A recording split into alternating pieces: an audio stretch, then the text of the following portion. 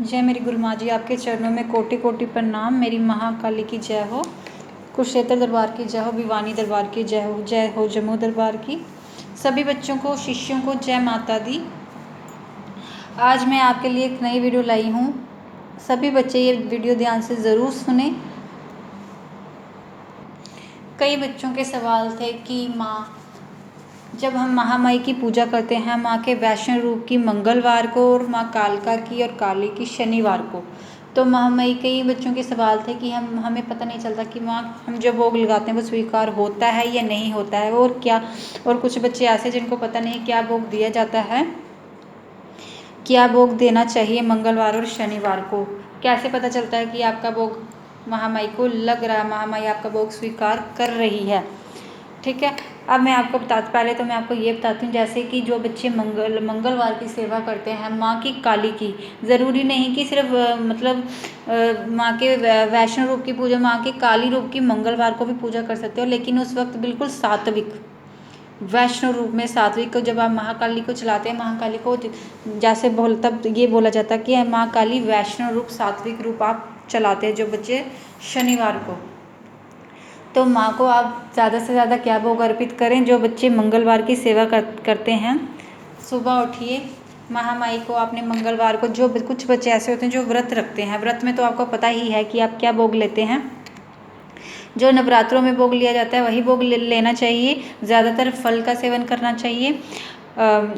मीठी लस्सी पी सकते हैं आप लोग, मीठा दूध, ऐसी चीज़ों का, ऐसे भोग का, ऐसे फल का आप प्रयोग कर सकते हैं, खा सकते हैं और चढ़ा भी सकते हैं। अब आपको मैं बताती हूँ, मंगलवार को जो बच्चे पूजा करते हैं आपको क्या करना है।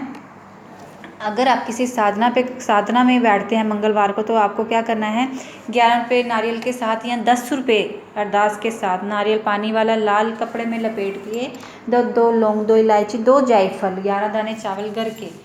अगर आपको घर के लिए कोई भी अरदास लगानी है तो ऐसे ही अरदास सारी लाल कपड़े में बांध के, और मंगलवार को आपने सेवा शुरू कर देनी है कि आपका कोई काम फंसा हुआ है, या फिर कोई आप कोई, जैसे कोई आपको दुश्मन, कोई भी एक बात को लेके आपने सेवा स्टार्ट करनी है। ये नहीं आपने 10 बातें, कई बच्चे पता क्या करते हैं, 10 अरदासें आगे रख देते हैं, 10 बातें बोलते हैं, फिर वो खुद भटक जाते हैं कि हमें पता नहीं चल रहा है कि कौन सी अरदास पहले मांगी जाए, कौन सा फल पहले मांगे।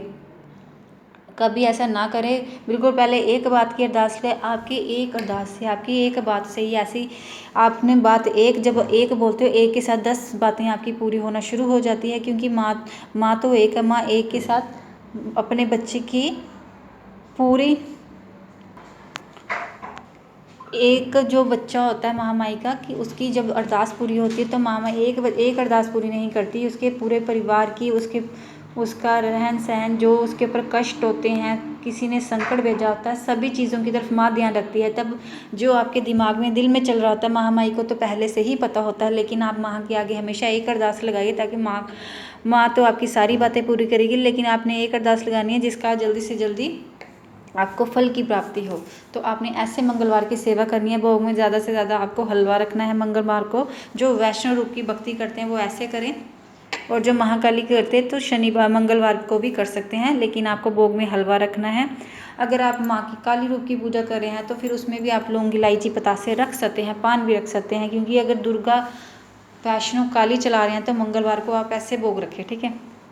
अब रही बात शनिवार, जो बच्चे माँ काली कालका को मानते हैं, शनिवार को उनको महामाई को ये भोग देना है। आपने मीठा जल, 1 गिलास मीठा जल बनाना है, चीनी डाल लीजिए या शरबत बना लीजिए, लाल जो शरबत होता है जिसे आप लोग 1 चम्मच डाल लीजिए, लाल शरबत बना लीजिए। ये शनिवार का बता रही हूँ, जो बच्चे ध्यान से सुने, जिनको समझ नहीं आती कि हम शनिवार को माँ को कैसे भोग अर्पित करें और क्या बोले, और कैसे महामाई के आगे अपनी दिल की आस रखें, अपनी पुकार महामाई तक कैसे पहुँचाएं। ये आपने 1 गिलास पानी रखना है महामाई के आगे, पानी वाला नारियल रख लीजिए। आप शनिवार को भी हलवा बना सकते हैं। कोशिश करिए कि शनिवार को जब आप हलवा बनाएं, थोड़ा सा बनाएं, और उसके साथ चने ज़रूर रखें, चाहे वो थोड़े भी क्यों ना, 1-1 चमचा भोग बनाएं, चाहे बनाएं ज़रूर। तो आपको उसमें लौंग, इलायची, पतासे, ये तो आपको रखना ही रखने हैं, और 2 नींबू। जब आपने 2 नींबू रखने हैं तो महामाई को ये बोल के रखना है कि माँ, मेरे परिवार पे जो भी कष्ट है, मेरे ऊपर जो भी कष्ट है, उसे काट दीजिए। इसलिए नींबू रखे जाते हैं। माँ माई नींबू से आपके घर के संकट काटती है, आपके संकट काटती है, आपके दुश्मनों का नाश करती है। तो वो भोग में महामाई नींबू लेती है, तभी आप लोग नींबू माँ को अर्पित करते हैं। तभी माँ को माला चढ़ाई जाती है नींबुओं की। आप नींबुओं की माला भी चढ़ा सकते हैं, घर पे चढ़ानी है 11 नींबू की रखें। अगर आपके घर में माँ की प्रतिभा नहीं है, फोटो है, तो आप माँ के आगे 2 नींबू रख दीजिए भोग के साथ। ये भोग आपने महामाई को रखना है। अगर जिसके पास श्रद्धा नहीं है वो सिर्फ लौंग इलायची पतासे रख सकते हैं।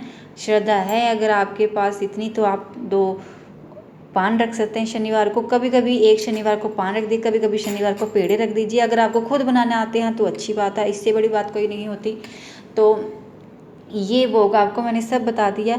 हलवा भी रख सकते हैं अगर आपके पास पैसे नहीं हैं। कई बच्चों को दिक्कत आ जाती है, तो आप ऐसे कर सकते हैं कि लौंग इलायची बतासे रख दीजिए, हलवा थोड़ा सा बना लीजिए, ठीक है।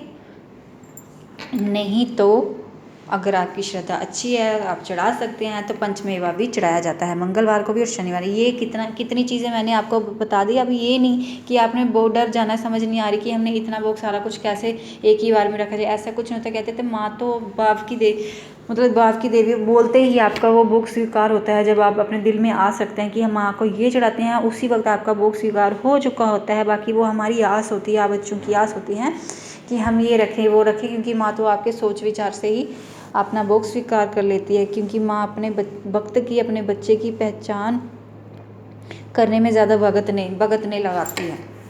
उसको महामाई को इतना अपना जो उनके बच्चे होते हैं महामाई के, महाकाली के जो प्रिय बच्चे होते हैं, इतना टाइम नहीं लेती माँ सोच विचार करने में। आप हमारी तरह महामाई इतना नहीं सोचती है, ठीक है। महामाई के लिए सब एक बराबर है, सभी एक बराबर है। हम महामाई के कितने रूपों की गणना कर देते हैं, कितनी गिनती में महामाई को इस रूप को पूज लेते हैं, उस रूप को पूज लेते हैं। लेकिन माँ को अपने बच्चे को याद करने के लिए, अपने बच्चे पर ध्यान देने के लिए ज़्यादा सोचना नहीं पड़ता है। महामाई को जब आप माई की पूजा करते हैं, माँ की पूजा भी आप तभी कर पाते हो क्योंकि माँ को पता चल जाता है ये मेरा प्यारा बच्चा है, मेरा प्रिय है, मुझे प्रेम करता है, मुझे दिल से मेरी सेवा करता है। ये माँ को पहले से ही पता है, तभी माँ आपको अपने साथ जोड़ती है, तभी आपको लगन लगती है कि हम महाकाली की पूजा करें। अब रही बात, कई बच्चे हैं कि महाकाली की पूजा करते हैं, उन्हें दुश्मन तंग करते हैं, कभी कोई वार कर देता, कभी कुछ कर देता। आपने कुछ नहीं करना है, हमने तब भी माँ की सेवा ऐसे दिल से करते रहना। माँ के आगे अपनी अर्जी रखनी है कि माँ मेरे दुश्मनों को तू देख, मैं तो तेरी भक्ति में लीन हूँ। बस दुश्मन, अगर आप लोगों को ज़्यादा दुश्मन तंग करे तो बस आपने नींबू की माला मंदिर में चढ़ा देनी है, सिंदूर के टिक्के लगा के एक एक लौंग लगाते। अगर आपको कोई ज़्यादा तंग कर रहा है तो एक एक लौंग लगा के उस बंदे का नाम को बोल के, और माई महामाई की आपने अपनी सेवा शुरू कर देनी है। बाकी काम माँ का, आपने अपना कार्य कर दिया, बाकी कार्य माँ का। माँ जानती है कि उसने अपने बच्चे के साथ कैसे क्या करना है। तो आपको ज़्यादा कुछ बोलने की, गलत बोलने की कुछ ज़रूरत नहीं। अपनी सेवा भक्ति में लगी। अगर आपके पास माला जाप है तो माला मंत्र करिए, अपने गुरु का ध्यान करिए, गुरु नहीं है तो गुरु बना लीजिए।